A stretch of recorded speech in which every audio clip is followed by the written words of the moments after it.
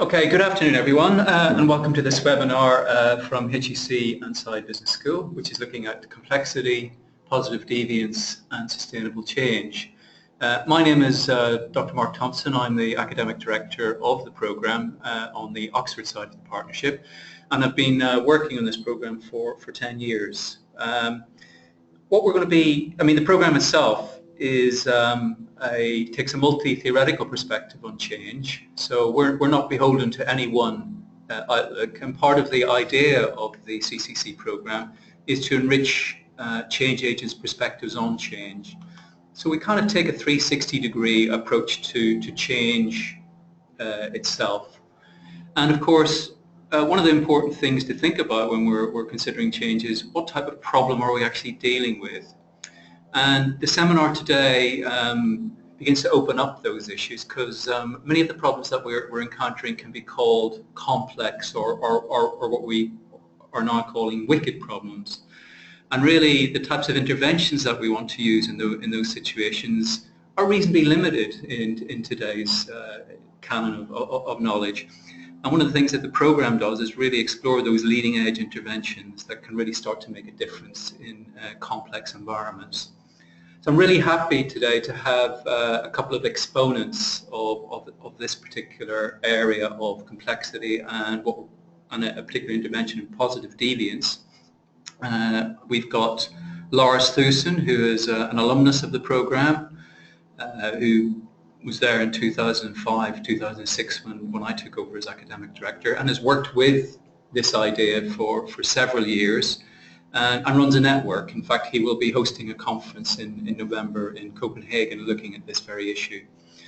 I'll also be welcoming Keith Grint, who's been a contributor to the program since its inception, its beginning.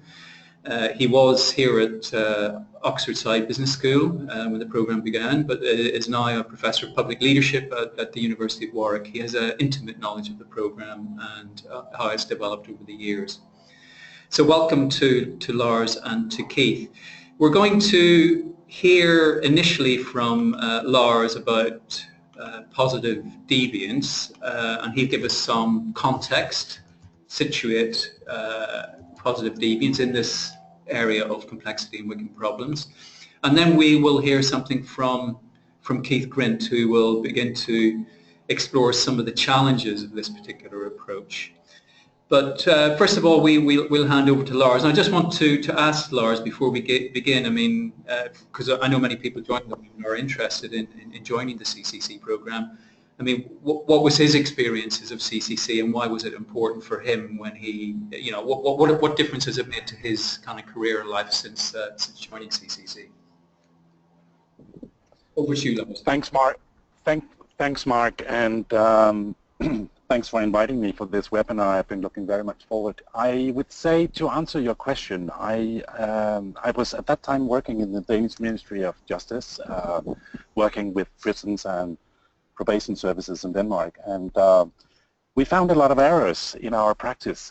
We had good intentions with our change initiatives, but we didn't know how to handle them. So basically we thought we were doing fine, but when we asked the local leaders, wardens, etc., they didn't find the things we're doing from the central office meaningful. So I and my CEO at that time thought we needed to learn more about change processes, complex change, and what makes people change their behavior. So basically I was looking for not a traditional leadership program, but more a program that was specifically dealing with how to manage and handle change. And I looked at several places, and I found the Oxford, as you say, program the most suitable one because it had multiple lenses, as you just mentioned, and a lot of different, both theoretical but also more practical mindsets and tools to offer. Great, that's wonderful, Lars. And for those people who've joined the webinar, can I just remind them that as we go through this, it's a discussion, so we will be opening that up to questions in about 20 minutes, half an hour's time. So if you want to ask a question or anything that Lars or Keith say, please type it into the question box, and we'll take those questions in order. So thanks very much. So Lars, over to you. Yeah. Yeah, a few thoughts on change and complexity before we move on to talk about this specific approach, the positive deviance approach. I would say, and I think many scholars and practitioners would say, that most of the time our usual approaches, or what we could a standstill model towards change, works very well. But we are increasingly facing complex and what you also, Marc, called wicked challenges in our society and in our organizations. And it's fair to say that though well-intended people, competent people, leaders, decision makers, politicians have tried to solve some of these challenges, it hasn't been possible. So my point would be that we need to rethink and also rethink our way of acting when we deal with these types of change, and to rethink our change strategies. Very many change processes fail. Actually, 3 out of 4 tend to fail. And we need these more adaptive and collaborative approaches. We will touch upon that later, what that actually means, because they have proven to be more effective in dealing with solving some of these problems. We also could say that when we work with these types of approaches, we need to face a certain seriousness, or in a consultant language you would call it a burning platform. You could also call it smell of death. And you also need some kind of hope or vision for the future. What do we want to accomplish? Or you could say a promise of sex. Otherwise, it's maybe not worth digging into these approaches, because they are they take time. They can be quite resource intensive. So it's kind of the last option, you could say. And I will show that in a minute also when we talk about the positive deviance approach. Complex problems tend to have multiple stakeholders.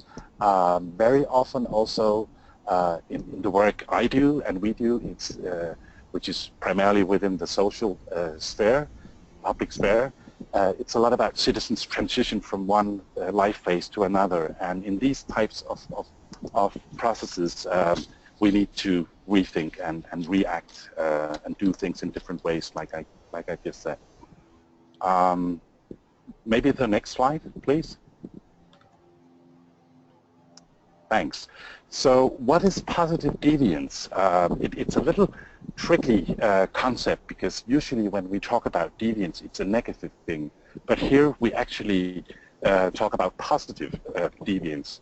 So in all communities, there are individuals or groups whose unusual behavior actually makes it possible to find more successful behavioral strategies and solutions to problems than their peers, though they have the same resources and constraints, are not able to find. So that's basically what we are looking for. And you can see on the left side of the slide that we look for the 5 to 10% outliers, so to speak, and look for the behavioral strategies that these people have in the communities where they are part of. It's usually very small, simple things. You could even sometimes say banal things that some people do that makes a very big difference in dealing with the problems that all parts of the communities have. I will give you a few case examples in a minute, but just to show you or just to tell you a little bit about how we work. Usually when we work with communities in a PD, what we call a PD inquiry process, we work in 4 phases. First, we we try to define or sometimes redefine the problem, because sometimes from a managerial or decision-making point of view, the way they see the problem is not the same. The communities do not see the problem in the same way. So it's a very important thing to agree on what the problem is. Also, we try to find out what is normally going on within the community. How do things operate in the usual way? And the reason why we do that is because if we don't know that, we are not able to determine, which is the third phase, determine the positively deviant behavior. And when we look for the positive deviance in the communities or in the organizations where we work, we look for specific concrete behaviors in what people do, and we both look for what they do and how they do it, because then we are able to learn from them and spread the behavior to others in the relevant communities, which leads me to the fourth step or phase, which is basically disseminating. I won't go into detail about all the tools and methodologies. You can look that up, and we can provide you with more information if you want that. So let's talk a little bit about some case studies. I think that would be very helpful. And Gemma, we just need 2 more pics, please. Thank you. So, Positive Deviance has a 25th anniversary, and it all began in Vietnam in 1990. And there was a big problem with malnutrition in Vietnam at that time. In some villages and provinces, people were really, really poor. And the kids got, it was actually 65% of the children who were malnourished, and 1 out of 5 was in the risk of dying. So it was a really, really serious problem. There was smell of death, as I spoke about before. So what happened? Well, with the Positive Deviance Approach, the founder of the approach, Jerry Sterning, and his wife, Monique Sterning, went out together with the villagers and began inquiring what was actually going on in the community. And the first thing they did was to weigh the children, and they found out that some of the children, even though they had the same constraints or resources, actually had better outcomes, so to speak, or they had more kilos, so to speak. So then they began inquiring, what did these families do? How come that they were better, the children were better nourished than the rest of them? And they found out that there were several behavioral strategies. One was to, with the same amount of rice for the kids, they were actually able to feed their children more times during the day. So some of the deviant families fed their children 5 times instead of just 2 times. Another behavioral strategy that they were collecting shrimps in the fields, and greens also, that they put into the food. That was not a common thing to do. And finally, just to give you another very simple example, they were better at hygiene with the kids during the meals. So in 6 months, 40% of the children rehabilitated, 20% from severe to moderate malnutrition, and in 2 years, actually 93% of the children rehabilitated. This was the first example of the Positive Deviance Approach being applied, and it spread to other families, other villages, and so on. That's a very, for some people, exotic example. So let's go to the US and see how PD has helped reduce multi-resistant bacteria in hospitals. There is a huge problem in the US with MRSA. Actually, 300 to 400 people die every day from hospital-acquired infections, and that equals the number of seats in a jumbo jet, just to make you think about how many people that is. Everybody knew it was all about hygiene, but there was people were not complying to the routines and regulations. So I would just like to, and there are many, many examples in the US because PD, positive deviance, has been applied in many hospitals in the US. But just to give you two small examples of PD behavior, you know, surgeons, when they operate, they wear these white coats to keep everything sterile, etc. The usual behavior for a surgeon is after a surgery is done, they will simply take it off, throw it away, you know, in a corner, wait for somebody to pick it up and then put it in a garbage can, etc. So on the left-hand side, you see Jesper Palmer, he was called, and he did things in a different way. There's actually a small video that we can share if you want to. But what he did was he took the coat off very carefully and folded it, and he took the gloves off and folded it also around the coat. And as you might have guessed, of course, he was not spreading bacteria in the same way as the normal surgeons. Another example was the people who clean in the hospitals. There were a lot of really good examples of how you wash with spirits in more effective ways, so the bacteria couldn't spread. And as you can see, the result, proper gown and glove used by staff increased, and the most important thing is that the MRSA infection rates dropped dramatically. And many hospitals actually are working with this approach now to improve hygiene standards. So let's turn to my home country. I'm Danish, and at that time, I think it was 9 years ago, when I took the Positive Deviance Approach to Denmark, we had a big problem with a lot of things, but there was a lot of criticism. We had a very bad image in the prisons and probation system. We had problems with the work environment. We had many critical voices from the politicians, from the staff, from the from the operational managers, and the staff absenteeism rates were really, really high. So at that time, I was appointed the Director of Strategy and Innovation, the Head of Strategy and Innovation, and we did a lot of classical things or traditional things, but it didn't really help with these wicked type of challenges we were facing.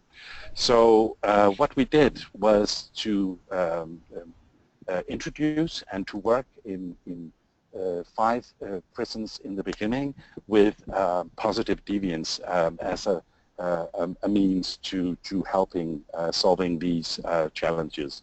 And just to give you 2 small examples of positive deviance behavior.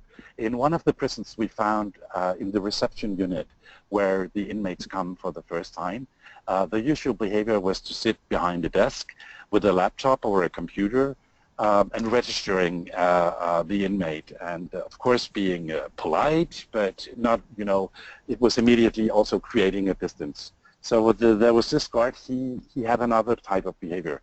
He stood up, he looked into the inmate's eyes, he was shaking his hand, saying, oh, I'm called, he was actually called Lars as well. Not all people in Denmark are called Lars, but he was. And he said, so look, I'm Lars, I know you are Ahmed, is that what you would like to be called? And the inmate said, yes, that's fine. And he said, you know, we have a lot of paperwork and registration we need to do, but before we do that, I would suggest that we do a tour of the prison. So could we walk around for 15, 20 minutes so you could see the sights, so to speak, see the cell, see the classroom, the place where we cook, etc. And they did that. And when we spoke with the inmates about that, it made a huge, huge difference because Lars was actually showing respect. He was being human, though he was a guard and he was completely fine in his role as a guard. He was actually behaving in another way. Another small example is when you come to visit as a relative into a prison, obviously in a high maximum security facility, there are a lot of security procedures, and the usual behavior is that you are shown as a relative or a visitor to a visiting department, and the inmate will come, and then you will have a monitored visit, so to speak. So there was this young manager, unit manager, Katrina, she was called. She did things in a different way. Of course, they complied with all the security procedures, but after that, not every time, but some of the times, they took the relatives and the kids, the girlfriends and the kids, up to the unit where the inmates actually were living. And what they did there was that they cooked together, they played games together, and the kids were able to see where their fathers lived, etc. So they were kind of creating a normal, as normal as it can be, atmosphere. What was common for Lars and Katrina and the people working around them was that they were actually, if you look at the dots here, they were actually able to build relationships, of course still professional relationships, and having strategies in doing that. So they were able to work with the inmates in other ways. When we talked with the inmates about how they behaved in comparison with the normal ones, so to speak, they said, it's totally different. They respect us, they see us as human beings. I would like to talk more with Lars and Katrina. I would like to work with them, so we were able to work with them concerning their rehabilitation and so on. And what happened was that it was interesting because the staff didn't see, work environment and absenteeism as their problem. It was kind of abstract.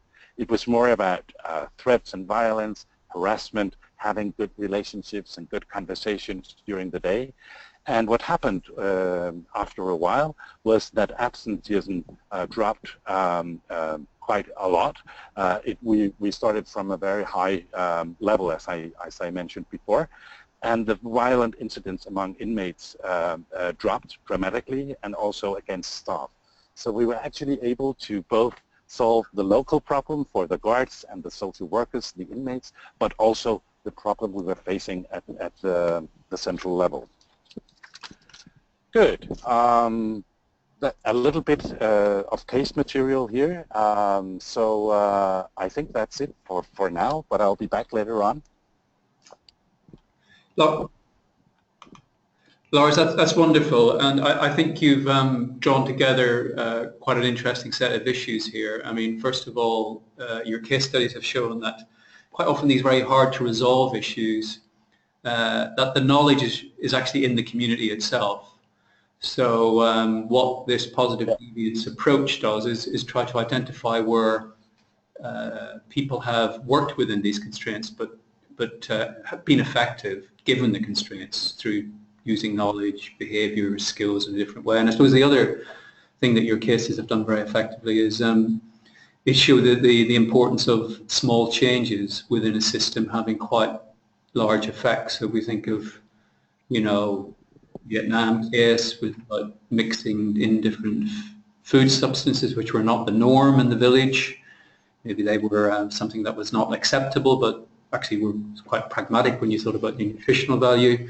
That could have quite significant impact in terms of people's sustenance and health over the longer term. And also in your own case in the Danish prisons, the fact that small behavioural changes could change the whole tone and atmosphere in a prison, in a system as such. So I think that sort of speaks to the kind of chaos and complexity theory framework that we're kind of positioning this intervention within. So we're very, very, very good examples there to illustrate that. So the other point I'd like to make is that, to those listening in the webinar, is that Lars actually took these ideas after having been introduced to them on the program, and then brought them back into his organization, worked with them. I mean, he used his dissertation as a vehicle to do that. And the dissertation, and this is quite a common practice for people coming on the program, they quite often encounter new ideas, new theories, new practices that they want to play with, they want to explore, they want to sort of feel how they work in practice. and they can use their dissertation as a way of, as a kind of safe environment within which to do that. And I mean, Lars's own dissertation was a very powerful example of that approach. So I think, you know, great that you've been able to sort of tie all those elements together. The other contribution is from Keith Grint, and Keith, as I said, has been teaching on the program from its inception, and he very much works on this whole issue about what types of problems are we dealing with here when we're encountering, as leaders, when we're encountering change. And his focus has been on leadership, the kind of work of leaders when they encounter and deal with and kind of act in a different way. How can they act in a different way when confronted with these complex, wicked, recalcitrant, reoccurring problems? So he's going to add his perspective on some of the issues that Lars has raised. So over to you, Keith. Good, thank you very much. Good afternoon, everybody. So I just want to run back very briefly over what Lars was saying in terms of the kind of incentives for doing something different. And he talked about the smell of death. And one of the things that we know that wicked problems, these kinds of issues that we're looking at, don't really lend themselves to is a miracle cure. And one of the concerns that is sometimes raised about positive deviance is whether this is just another miracle cure. And we know that it isn't. It certainly makes a big difference. And we've got lots of evidence, and Lars just talked about 3 examples there, from organizations that have managed to do something and to improve their own efficiency and effectiveness, but it certainly isn't a miracle cure. And the other thing that I think that comes out of that miracle cure, the kind of silver bullet suggestion, is that somehow if we can just get the right information, the right books, the right strategy, then we can indeed resolve all our problems. And that led me to think about whether positive deviance is closer to wrestling than to dancing. So the first slide talks about dancing determinism and externalization.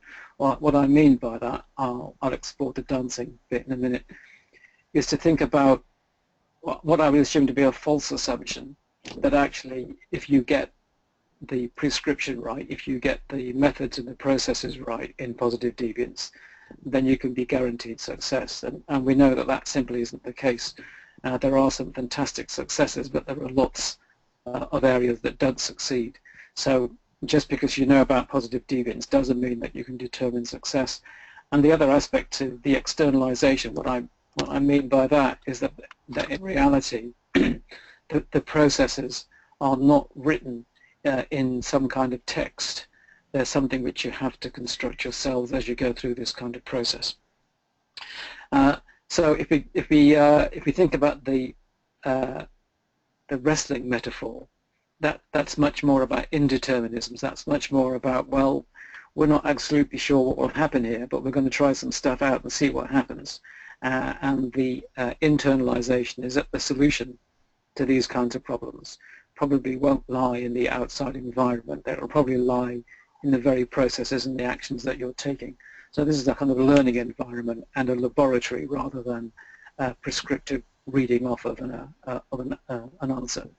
So on the dancing slide in front of you now, what we know from conventional dancing is that set moves work as predicted and they guarantee success. So there's a right way and you can be taught this. Monique actually talks about the kind of dancing metaphor, and she's talking about Egypt, and she talks about the exquisite choreography. And I think there's a slight danger in assuming that choreography here means it's a set choreography, and in many forms of dance, of course, it is a set form of choreography, and you can get it right and you can get it wrong. But in positive deviance, I think it's much more to do with the complexity of the moves, which can't be choreographed in the sense that we would think of perhaps doing a foxtrot. So a foxtrot, you would know what you had to do, and if you were in a competition, the judges would mark you down if you made a mistake. But I think probably positive deviance is closer to, if it is close to dancing, it's close to street dancing than it is to a foxtrot. So it's about trying to recognize that what we're working with here is much more experimental and much more about learning from failure than it is simply regurgitating a set of moves. Can we go on to the next slide, please? So when we get on to the wrestling slide, what we're looking at here is that set moves don't guarantee success. So you can have a whole kind of strategy for deploying against your opponent, but you know that as soon as the game starts, that you can't guarantee success because your opponent will be doing things that you couldn't have predicted. And that, of course, is precisely what happens in organizations when they try and change. Just because you have a series of moves that you think are going to work because they worked in Vietnam or they worked in Danish prisons doesn't mean they're going to work in your prison or in your organization because there'll be a completely different agenda and culture, and the politics will be different.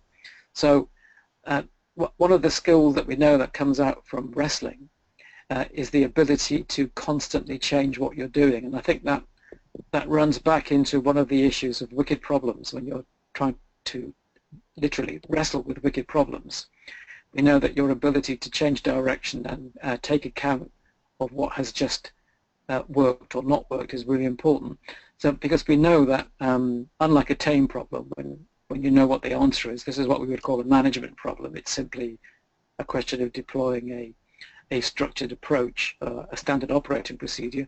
We know that when you're addressing a wicked problem, those things don't work, and therefore you're not operating in a predictable environment, which means, almost by definition, you are going to fail quite a few times, because if you know what you're supposed to be doing, then it isn't a wicked problem. So the ability to be able to respond to changing context and try different things, I think, is an important part of trying to work out why positive deviance may or may not work. Next slide, please. So I'm going to finish off this bit with a quote from Marcus Aurelius, who talks about the art of living, but you can say it's also the art of leadership is more like wrestling than dancing, in that it stands ready for what comes and is not thrown by the unforeseen. And we know that one of the biggest problems with trying to literally wrestle with wicked problems is because they very often don't work in any straightforward way, because you're going to be disappointed many times because you simply don't know what to do, and it's much more of an experimental and a pragmatic response to the problem. Because of that, you are going to fail quite a few times, and it's the ability not to be put off by failure, I think, is a really important part of this. And that runs back into, of course, Marcus Aurelius was a Stoic, one of the Stoic philosophers, and we know from the Stoics that the trick is to work out what it is that you can affect and what it is that you cannot affect, and to leave the latter aside and just concentrate on what you can affect. And in many ways, when you're dealing with wicked problems and using positive deviance, the trick is not to assume that you are now going to fix this wicked problem with positive deviance. What you're probably going to do, if you're resilient enough and try for long enough, is that you will make some progress. And that, given the context that you're working in, is probably as good as it's going to get with many of these problems. Thank you. Great. Thanks for that, Keith. I mean, the wrestling metaphor is a very interesting one to pursue a bit. I think if I think about wrestling, I suppose I think about wrestling in the Middle East, but I also think about wrestlers from Japan, sumo wrestlers, and sumo wrestlers spend their entire lives, you know, in a ritual that they are, you know, they're very well looked after. They're kind of glorified as wrestlers. They have a whole tradition around them, and you know, they don't fight that often, but when they do fight, it's a very important challenge, but which they spent a lot of time preparing for. I mean, is there an implication from this metaphor that, you know, for leadership development per se, in terms of how we are preparing our leaders to address these types of issues? I mean, you're talking about, on the one hand, the behavioral aspects about improvisation v choreography, I think is the distinction. But is there something here about how we develop our leaders that might be a sort of more of a sumo tradition, or do you think that's? I think there's something in there about well, two things. One is the importance of practicing all the time so that you do improve all the time, and the other thing is to recognize that actually the only way you're going to be a good wrestler, and certainly a good sumo, is if you have an opponent to practice against. So there's something in there about the distinction between two different forms of models of power. One is a kind of antagonistic model of power, and one is an agonistic model of power. So the antagonistic model of power assumes that it's you not just against the other person, but trying to obliterate the other person. This is basically what violence or war is about. War is a version of power that is antagonistic. What you're trying to do is to destroy the other side. But wrestling is a sport that you cannot improve yourself with unless you have an opponent. Mm-hmm. You can't wrestle your way to a gold medal by just shadow wrestling. You have to have an opponent. But what you don't want to do is to destroy the opponent. This is about improving your own level of skill. So that would be an agonistic version of power. And I think the kind of leadership development model is much more about recognizing that the agonistic aspect requires you to put yourself at risk in an arena and fail quite often, because that's one of the best ways to fail, to learn, is to fail, and then to understand why it is that you failed and to reflect on the failure. And I think what we currently do at the moment in leadership development is encourage people to succeed all the time and to find mechanisms for hiding failure or to avoid failure. Mm-hmm. And I think that's a real problem, because then you get people that assume A, you have to know the answer, and B, you mustn't be seen to fail.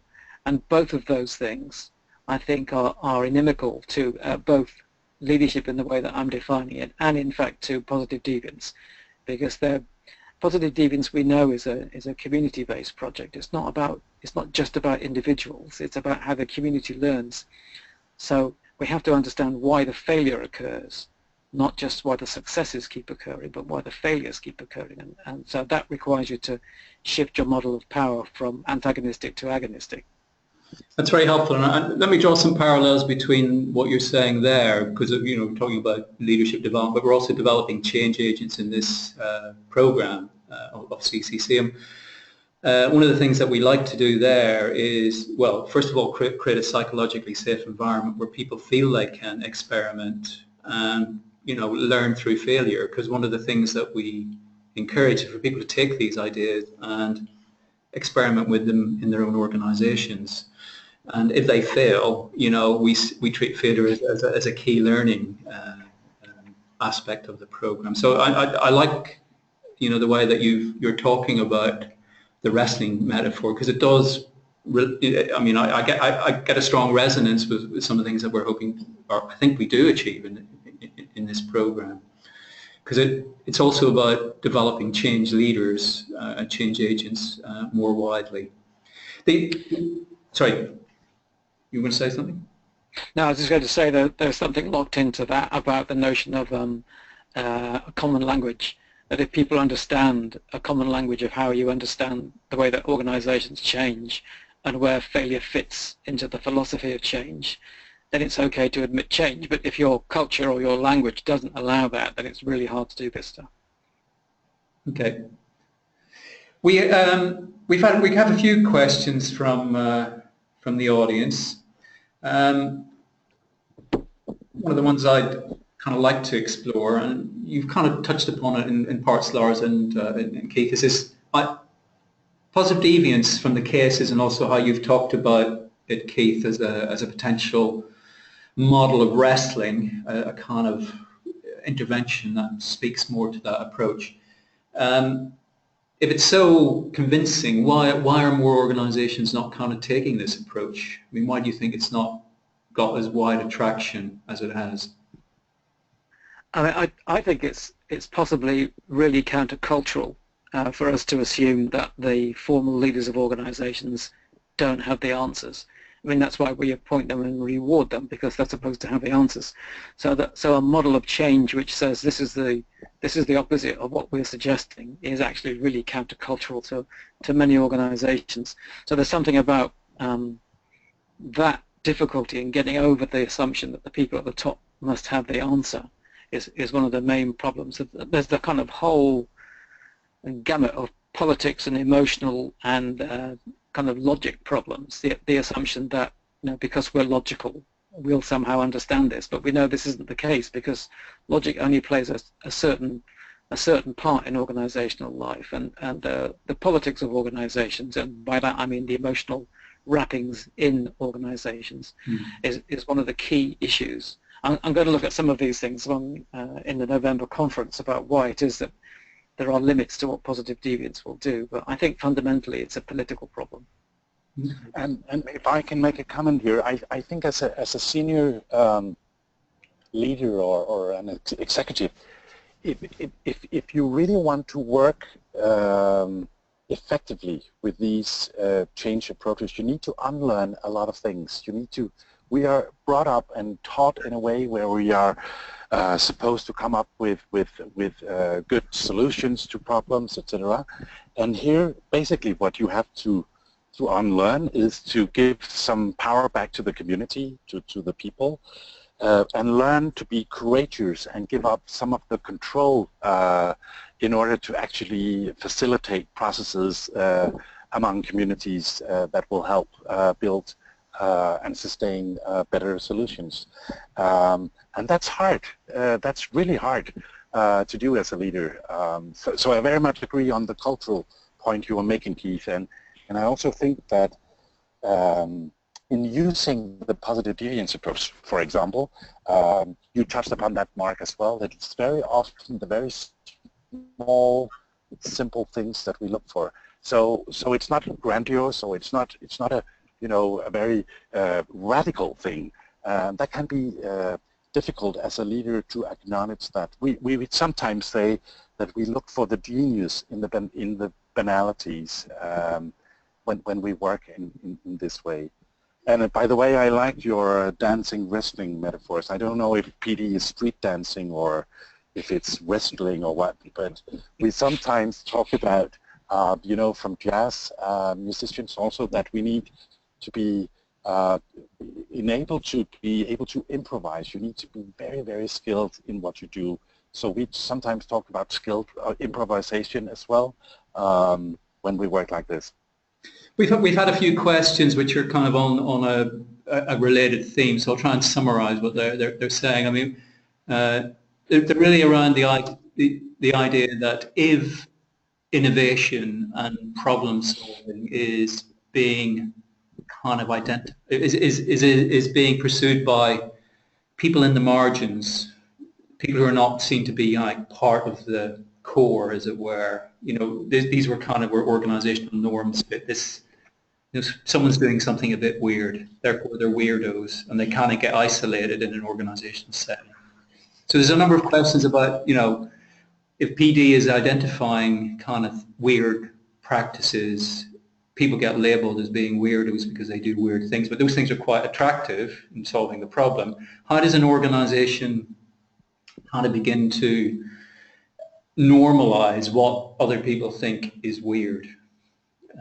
How can they kind of go against, how can they change the norms, as it were? These are really kind of quite challenging problems about any change process, where you're introducing something innovative or something new, but more difficult when it's from within probably than when it's from without. Yeah, I think you have a very good point there, Marc, and that's a very good question. I think, of course, it's difficult and hard to find the positive deviant behavior, but once you've found it, how do you spread it and how do you normalize it? I think leaders and change facilitators have a very important role here, because, well, at least in Denmark, I think in other countries too, it might be difficult to kind of stand up and say, you know, here I am, I'm a positive deviant, I do things brilliantly, and I'm successful in my behavior. So I think what we usually do is to try to talk about the behavior instead of talk about and look at the individual. So we make it into a behavioral common thing, and also I think it's back to the smell of death. In those cases that I mentioned, there was really something serious at stake. So the people in the community, looking at their peers who were successful, they could see that they were actually overcoming some of the challenges that they were struggling with as well. It be nutrition or multi-resistant bacteria or threats and violence in the prison system. Yeah. I think there's something just still in the same line, but there's something about how we treat mavericks, which I mean, in some ways we're talking about people who are mavericks, and organizations quite often don't like mavericks. They feed off them, but they are concerned about them. And so part of the issue is the importance of language and how we label it. So I think Lars is absolutely right. It's about the behavior, not the individuals. But even with the individuals, it's about how they get themselves labeled. Do they get themselves labeled as mavericks, or do they get themselves labeled as innovators? So one is positive and one is negative, but they're the same thing. So it's something about trying to work out in this particular context, what is the most positive label we can acquire or bring to ourselves that will make a big difference. And the other aspect of that, even of things like mavericks, is to recognize historically that many mavericks are what we would call liminal people. They live in the space between, and the space between is often a place that has some level of privilege, but not enough privilege to undermine your level of innovation. So as a single example of this, if you think about Martin Luther King, Martin Luther King is extraordinarily successful, and one of the reasons he's extraordinarily successful is because he has quite a liminal position, in the sense that he is both a black American, African American, but he's also extraordinarily well educated and connected. So that's a strange combination. So that puts him outside the majority of both sides, and that liminal position enables him to see things differently and do things that others can't do. But fundamentally, I think it comes back to the notion of whether we focus on the individual or the behavior, and what we call both of these things, what the label is. We've also had a number of questions around this kind of best practice. So is positive deviance anything different from, a Six Sigma Toyota production system best practice sort of model? What is it that is different about positive deviance? You compare it to a best practice. I can make a comment on that. I discussed that very much with Jerry Sternin in the beginning, because I couldn't really get it. And I think what is really different is the discovery process, the community orientation. In a best practice approach, once you have found outliers or best practices, or whatever you call it, you would tend as a management team or an executive to just tell people, well, you do that. Here we have best practice, you just go and implement that. The problem is when we work within these wicked areas, then people would have done it. So in a PD, positive deviance inquiry process, what we really do is that we give power back to the community, so they can actually learn for themselves and within the community. So the dissemination process, as I spoke briefly about before, would also be a community-based process. It would be very easy if we saw behaviors like the guard giving a tour or whatever to tell everybody to do that. The problem is that they wouldn't make sense of it. They would not. It would not be meaningful unless they would hear it from Lars. So that's a brief answer to that, perhaps. I think a different way of looking at this is to assume that best practice is really about how you deal with tame problems. That's a management issue in the wicked problems language. It's a tame problem because we know how to fix it. There is a set of standard operating procedures that you can deploy which operate irrespective of the context, and which is much more closely aligned to a kind of manufacturing basis. But we know from wicked problems and the kinds of things that we're looking at in positive deviance that there isn't a standard practice, because every single context is slightly different. So that, and even the assumption that there is a best practice actually begins to undermine what you're trying to do, because then people simply say, well, it wasn't invented here and it wouldn't work here. So I think I think the issue would be to relate best practices to management problems, tame problems, and not to the wiki problems that we're looking at with positive deviance. Mm-hmm. Okay. Yeah, good point. I mean, from your experience, Lars, I mean, and you've, I mean, if I think back, you know, it must be what 6, 7 years or more since we had the conference in Oxford with Monique. Richard Pascal was there, and we had a really exciting couple of days talking about examples of positive deviance from all around the world, which then gave rise to the book that Richard Pascal then wrote with Monique and Jerry, who sadly passed away just after around about the time the book was published.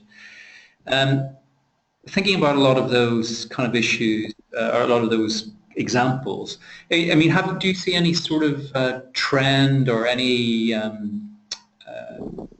mean, are there particular types of change approaches or other types of practices that positive deviance tends to be linked with or part of? I mean, is it wrapped up with any other kind of change approaches? Well, PD is not a very theoretical approach. It's a very practical approach. That being said, I think it links very closely with positive psychology, appreciative inquiry, approaches like that focus on, it's an asset-based approach, basically. And some of the tools and some of the mindsets that's being used in these approaches are similar. What makes PD really different is that you keep asking questions until you know what the behavior is and how it's being done, because otherwise you can't learn for it. So I think data the data-driven part of PD is what makes it different in a way, and that has some similarities with more classical approaches that you just spoke about, Keith. So I think this combination makes it quite powerful. And I agree with you, Marc. We had a wonderful time in 2010 at Oxford, and I think, well, now we have an opportunity to build on that experience, and we see positive deviance in many sectors now. It's being applied in more than, I think, almost, well, at least 45, perhaps even 50 countries within different sectors, healthcare, nutrition, different kind of diseases, diabetes. It's within working with vulnerable citizens. It's within the justice, anti-corruption sector, teenagers in education, etc. So it's really being applied all over. And would it be all right if I talk a little bit about the international conference now? I think that would be excellent.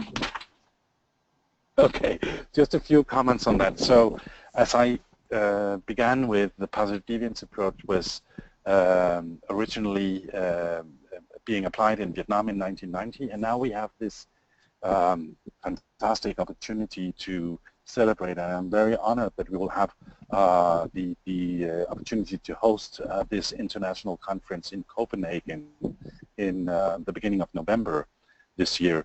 We have called it Past, Present, and Future, and the reason for that is that there are so many fantastic case studies from all over the world, and we didn't have time to share all of them with you. But during this 25th anniversary, we will have at least 30 case studies from all over the world, people who will come, practitioners from all continents. We will have people from Oceania, from Asia, from Africa, the Americas, Europe, all coming to share their stories and their great results. But that's of course very nice, but we also thought it would be really, really good to have some present work. Things are you know, live cases, so to speak, and there are a lot of things going on right now. So those kind of people will be in the room as well. And then we thought it would be very good to focus on a very severe, very serious present challenge for the future. So I'll return to that. So during these 3-day conference, the delegates will have an opportunity to engage and get inspired by inspirational speakers. Richard Pascal will be there, Monique Sterling will be there, you will be there, Keith, and around 200 delegates from all continents. You will have a chance to learn how the PD methodology works, learn the tools and the mindsets required to facilitate a process. And speaking about the future aspect of the countries, we have chosen to focus on refugees and how they successfully adapt to their new host countries, especially in Europe. It's a big problem and it's a wicked thing, as you know. So we will have refugees in the room, we will have professionals from local authorities, politicians, people from NGOs, the civil society working on these issues. And what we will do is work to look for PD behaviors, but we will also together formulate a vision or a kind of a next step white paper of how could we as change agents, as practitioners, as leaders engage in solving one of the most serious crises in the world right now. You can have a look at our website. It's a non-for-profit. It's a collaborative. We're just hosting it in Copenhagen, but that's a website, the pdcp16.com. And if you want, you can register there, or you can contact me if you want more information about it. It's going to be an amazing event, and we are so much looking forward to it. And we have already had many people who have registered, and it's going to be, yeah, absolutely amazing. Good. And just a few words about Consulting and Coaching for Change, which will be starting again. Its next cohort in November this year. And as I said at the beginning, it's a multi-theoretical. It takes a multi-theoretical perspective on change. So we really want to expose people to different ways of thinking about change. So there's a cognitive element in the program. There's also an emotional element as well, because quite a lot of the agency is about understanding yourself as an instrument of change. So running through the program, there is also elements of self-understanding and self-knowledge about how you turn up in complex environments or challenging environments. Because that emotional work is equally as important as the kind of intervention work itself. So many change interventions can fall by the wayside if the change agent isn't, set up, prepared, understands the kind of context, but most important, understands their reactions to change situations themselves. So the program deals with that cognitive bit, deals with the kind of emotional bit, but there's also practical elements as well. So through the course of the program, for example, people are required to write an essay at the end of each module, and that's a kind of an opportunity for reflection on their own practice as much as reflection on the theories and ideas they've been exposed to within the program. And quite often people take the opportunity for an essay to actually take an idea, run with it, experiment with it in their own organizational setting, and then write about what they saw. Because going back to what Keith was saying about complex systems, wicked problems, one of the best ways of really learning about a system and learning about change is to go in and disturb it or go in and kind of intervene in some ways. And then you learn about the system through doing that type of work. But you need to be in a space that allows you to be reflective and allows you to be open to the learning. So as people run through or go through the CCC program, what they're doing on a kind of regular basis is, on the one hand, absorbing new knowledge, challenging their assumptions, critically reflecting about their own practice, but also learning about their own organizational setting, learning about themselves, and hopefully widen out their palette of colors, as it were, for what they might work with to kind of paint a new organizational culture, new organizational setting, a new organizational change situation, but being aware of the collaborative relational aspects of that. So the other thing that I'd like to stress about the program is this whole aspect of the thesis and the dissertation. That provides a real opportunity for people to, in the way that Lars has, to maybe take a particular approach and work with it, deepen your knowledge and your insight, and it might even become part of your core practice as you go forward. So it might be something that you are known for, have an interest in, you're particularly motivated to learn more about, but it's not the only thing that you do. Lars uses a whole range of other change interventions and change methods, but he has developed a particular understanding and excellence in working with this one. So it does provide you with that vehicle to begin to transition, change, work up, and you say even work up a new identity to some degrees as a change agent. So if you are interested in finding out more, please get in contact with one of our advisors and they will be very happy to take more questions. And if you apply to the program, you may have the luck of speaking to me in the future, or maybe misfortune. Anyway, thanks a lot for your time. The interview itself is being recorded, and that should be available by the end of the week. And I think that's about everything for today. I'd just like to thank Keith for his inputs and insights on complexity, positive deviance, and leading change, and also for Lars for giving those wonderful examples and talking about his own experience. And I'd strongly recommend, if you're interested in positive deviance, of taking a trip to Copenhagen in November. So goodbye, everyone, and hope to hear from you soon. Thanks, bye.